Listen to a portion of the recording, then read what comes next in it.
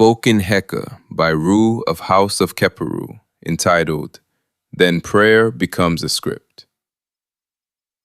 If prayer is communication, then ask yourself one question with complete sincerity. Why would the most intimate communication between you and the source of your existence require somebody else's memorized words? Think about that without fear, without defending tradition, without immediately reaching for an answer you inherited. You taught me to speak to the source, and then handed me a script. You told me the source knows my ib, knows what moves within me before my mouth ever opens. Yet somehow when I approach that source, I am expected to borrow another human being's sentences. Why? If gratitude rises within me, why can I not speak that gratitude? If confusion lives within me, why can I not speak that confusion?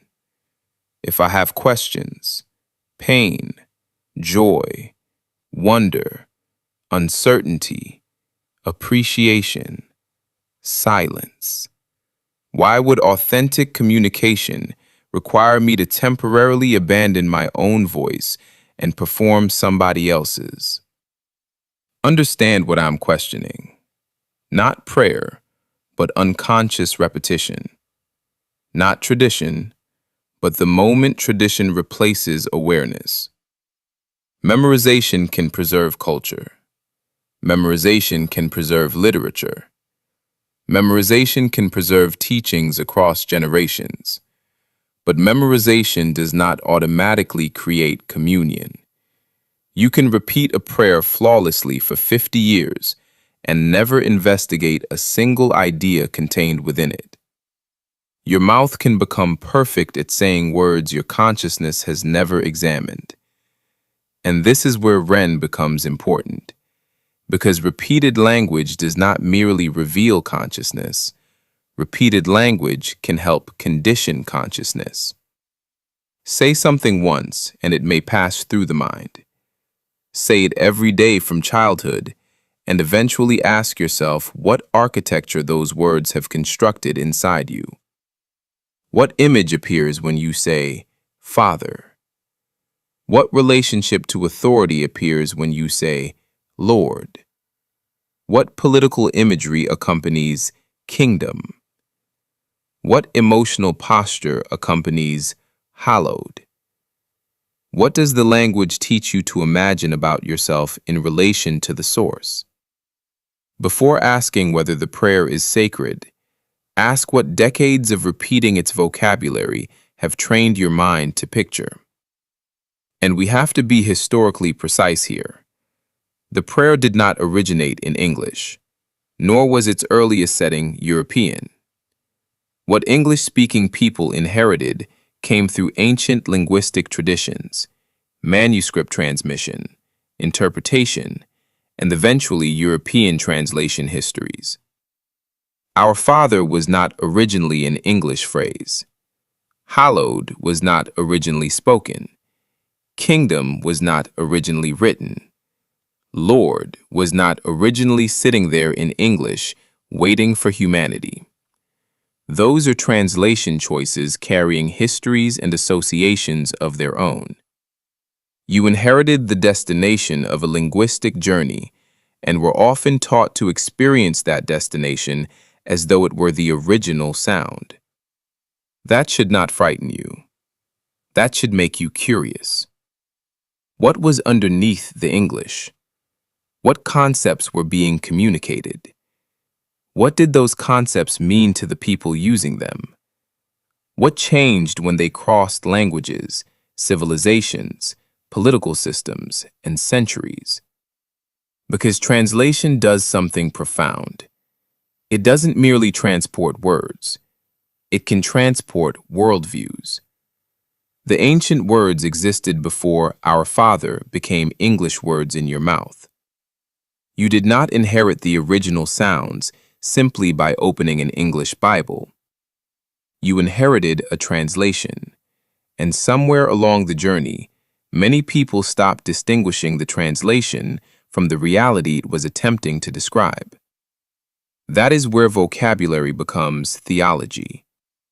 Language is one of humanity's greatest inventions because it allows one consciousness to point another consciousness toward an experience, object, relationship, or idea. But the word is never the thing itself. Water is not wet. Fire printed on paper cannot burn you. Sun is not the star warming your skin. Source is not the source. The word points. Reality is. And once you understand that, imagine how strange it would be to confuse humanity's vocabulary about the source with the source itself. Imagine meeting the source tomorrow and being asked, "You had an entire lifetime. What did you learn?" And you answer, "Well, I memorized what somebody else told me to say to you." And the source asks, "But did you study yourself? Did you study life? Did you observe the earth? Did you practice truth? Did consequence teach you anything? Did you learn compassion? Did you master any of your compulsions? Did you become?" And you stand there searching desperately through your memory and finally say, "But I knew the prayer." There is humor in that image, but underneath the humor is an enormous philosophical question.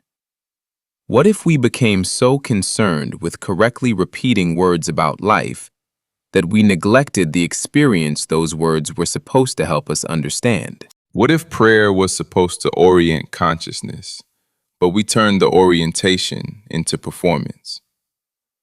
What if the words were supposed to prepare us for living, but we became experts in the words while remaining beginners at the living? Then the challenge isn't stop praying. It isn't even stop saying the Lord's Prayer. If those words genuinely center you, use them, study them, understand their history, investigate what existed beneath their translation. But never confuse repetition with realization. Stop confusing recitation with relationship. If you want to communicate with the source, then speak. Bring your own gratitude. Bring your own questions. Bring your uncertainty without disguising it. Bring your joy without translating it into somebody else's vocabulary. Bring your silence. Bring your observation. Bring your ib. Bring your heka. And sometimes, say absolutely nothing. Walk outside and look. Watch dawn emerge without scripture. Watch the seasons practice keperu without sermons. Watch water cycle without theology. Watch the seed disappear beneath the soil and return transformed. Watch life teach life. Then come back to your words, understanding what words actually are. Human attempts to communicate what consciousness encounters. Never worship the pointer and forget what it was pointing toward. Never memorize the map so completely that you forget to walk the territory.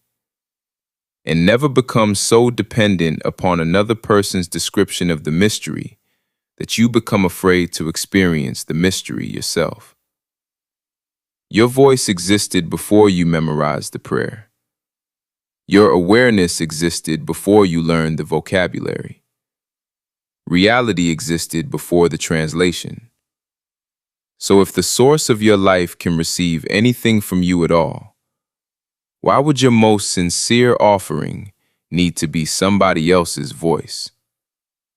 Speak consciously. Observe relentlessly. Question sincerely. Practice what you understand. Become what you claim to know. Let your Ren carry awareness rather than unconscious repetition. Because perhaps the deepest prayer was never the sentence you memorized. It was the life you became after the words were finished. Ashe.